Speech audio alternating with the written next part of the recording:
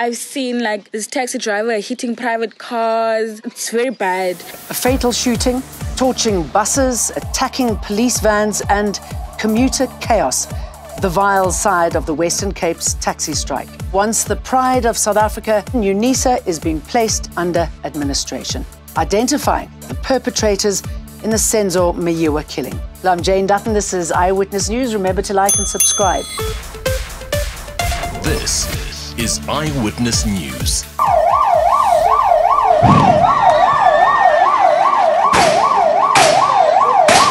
Stranded commuters, people unable to get to work, and continued incidents of violence erupting across Cape Town.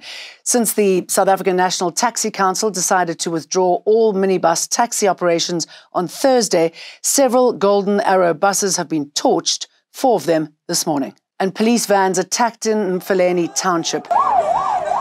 Company vehicle was also petrol bombed and private vehicles came under attack near the Mfuleni taxi rank. Some pupils marched to different schools in the township to try to force others to ditch class.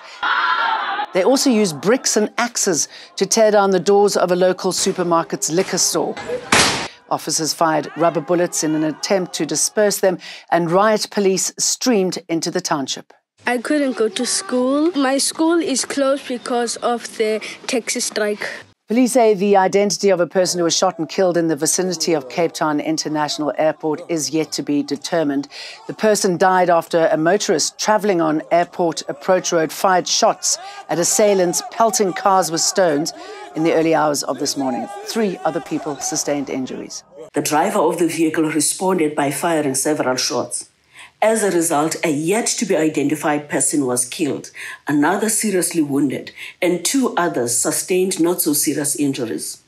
A case of murder and 3 attempted murders are under investigation by detectives. It's also getting worse for commuters. The Western Cape E-Hailing Association has joined the strike, wiping out any alternative ways to get around. Apparently, N2 is closed and are supposed to get to Gugulethu. It's so bad. The Western Cape Education Department is assuring parents and learners that contracted scholar transport will continue to shuttle their learners to their respective schools. Almost 300,000 learners missed school last week as a result of the strike. Unfortunately, some of our schools are being forced to close early, either due to protest activity in the community or because of fake news causing parents to panic. Please don't share fake news. Adding to the chaos is irresponsible and puts our learners at risk.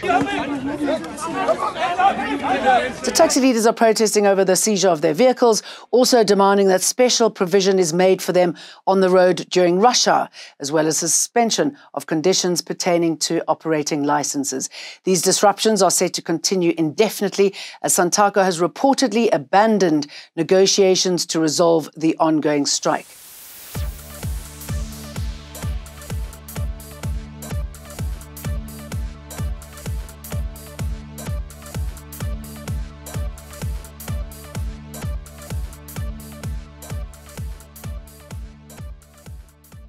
The reports that I got from the 3 teachers that taught him after break also doesn't indicate that. The report that I got from Mr. Zobo, the teacher who dropped him off at home, doesn't indicate that. He cracked a joke with his friends and said to Mr. Zobo, "Sir, I will see you tomorrow." As we were all really upset about Brian's passing, we've basically lost a member of our family. From an international reputation for stellar education, UNISA is being placed under administration. This following a report by an independent assessor revealing serious financial and other maladministration within the university. It also comes on the back of the institution's registrar, Stuart Mutata, being fired for breaching the Code of Ethics and Conduct earlier this year. The ministerial task team conducted an independent review of UNISA mission drift, which had massive implications on the financial sustainability and future of UNISA. The MTT also made rigorous assessment on how the 4th Industrial Revolution and its associative disruptions and shifts will affect many aspects of the academic mission, academic programs, markets and operating model of UNISA. Senzo Meyiwa's childhood friend, Tumela Madladla, has been grappling with his emotions in court this morning as he recalls the tragic death of the footballer. Madlala is the seventh witness to take the stand since the trial started from scratch a month ago. He was among friends with the Bafana captain when he was killed allegedly by two intruders who stormed into the house demanding cash and phones. Only one phone was reported stolen. Madlala's description of one of the men also fits the profile of the intruders given by other eyewitnesses, including Zandile Kumalo and Motokozisi Twala. Madlala also told the court that the first shot was fired during a scuffle with the intruders, pointing at accused number 2, Bongani Ntanzi, as one of the perpetrators. That person was having a firearm in his hand. One thing that he actually wanted was the phones and the money with a wielded firearm and the big eyes, or widened eyes. 5 men are on trial for Mayiwa's murder. There's still speculation about a plot hatched by some in Mayiwa's circle of friends. Text messages submitted into evidence in the ongoing trial showed trouble may have been brewing between Mayiwa and the Afropop singer.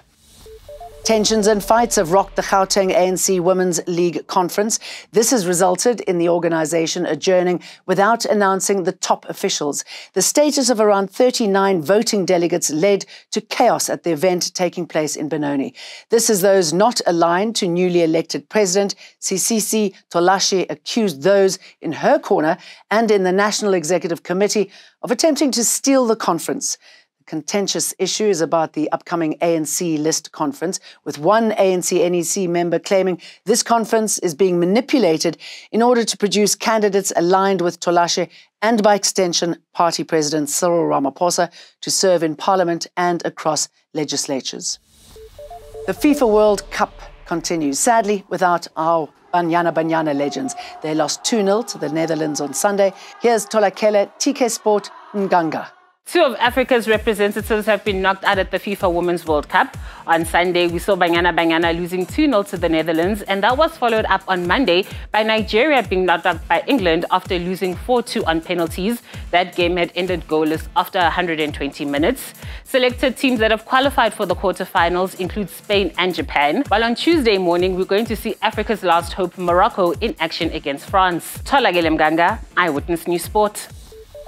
And that's it for today. See you for more. Same time, same place tomorrow. Eyewitness News. In touch, in tune, and independent. For the latest, log on to ewn.co.za or ewn.mobi.